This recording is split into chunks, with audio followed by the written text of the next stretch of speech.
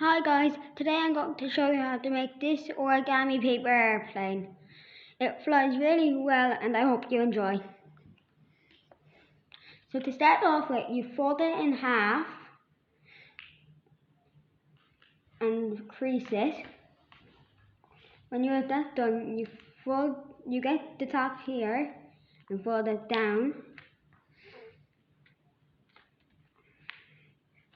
You flip it over and do the same thing on the other side. Now you open it up and you use these two triangles. You get this point here, you fold it in to the center crease and crease. Do the same thing on the other side.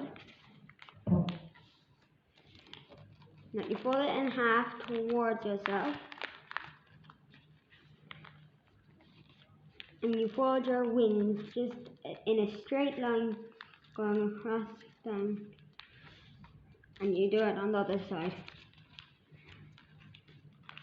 And there you go, you have this lovely paper airplane. Bye!